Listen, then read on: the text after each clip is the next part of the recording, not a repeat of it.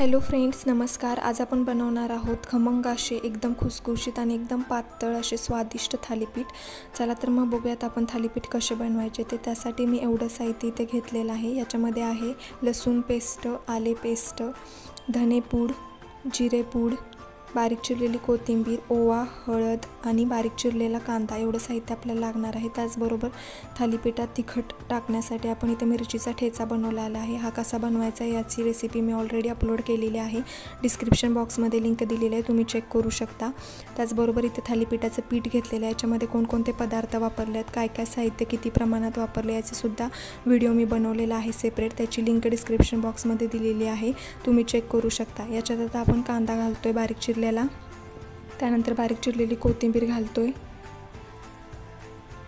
त्याचबरोबर आपण सगळे मसाले घालून घ्यायचे आहेत। प्रथम घालतोय लसूण पेस्ट, त्यानंतर घालतोय आले पेस्ट,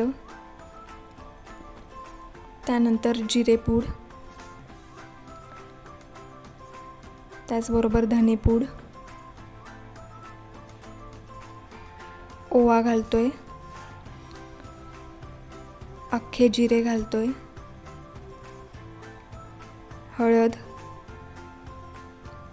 आणि तिखट बनवण्यासाठी त्याच्यामध्ये आता आपण मिरचीचा ठेचा घालणार आहोत। याची रेसिपी नक्की बघा, डिस्क्रिप्शन बॉक्समध्ये लिंक दिलेली आहे मिरचीचा ठेचा कसा बनवायचा घरच्या घरी। त्याचबरोबर हे थालीपीठ दह्याबरोबर खायला खूप छान लागतात आणि दहीची रेसिपी पण मी ऑलरेडी अपलोड केलेली आहे चॅनलवरती। नंतर मीठ टाकतोय आपण चवीनुसार आणि हे आता सगळं आपल्याला व्यवस्थित असं मिक्स करून घ्यायचं आहे। तुम्ही बघू शकता व्यवस्थित असं मिक्स करून लागेल तेवढं पाणी घालून आता आपल्याला हे पीठ मळून घ्यायचं आहे। इथे आपलं पीठ मळून तयार आहे। आता हे जवळपास 15 ते 20 मिनिटांसाठी रेस्ट करण्यासाठी ठेवून द्यायचं आहे। पीठ आता आपलं रेस्ट झालेलं आहे। आता आपण ह्याचं थालीपीठ बघूयात कसं बनवायचं। त्यासाठी पोळपाटावरती एक सुती कापड घ्यायचं ओलं करून आणि थालीपीठाचा बनवण्यासाठी एक गोळा बनवून त्याच्यावरती ओल्या हाताने असं थालीपीठ पसरून घ्यायचं, थापून घ्यायचं व्यवस्थित असं पातळ एकदम असं थापून घ्यायचं। तुम्ही बघू शकता इथे कसं बनवते थालीपीठ मी। असं व्यवस्थित असं गोल असं पातळ थापून घ्यायचं। नंतर तवा तापलेला आहे त्याच्यावरती तेल लावून घेतोय।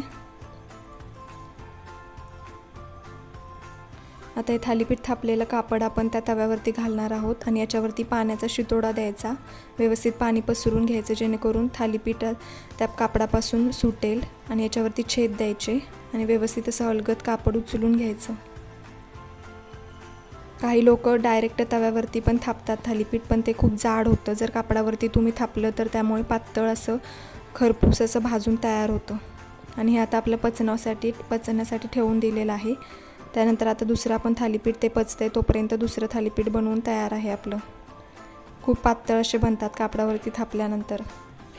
तुम्ही बघू शकता हे आता थालीपीठ एका बाजूने पचलेलं आहे।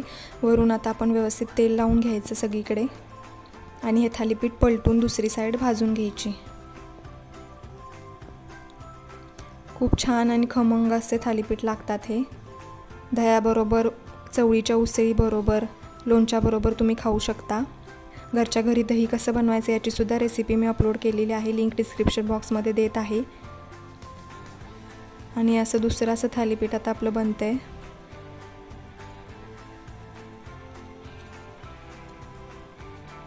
पौष्टिक पण आहे, याच्यामध्ये भरपूर साहित्य आपण ॲड केलेलं आहे। कमेंटमध्ये रेसिपी कशी वाटली सांगा आणि आपल्या चॅनलला सबस्क्राईब करायला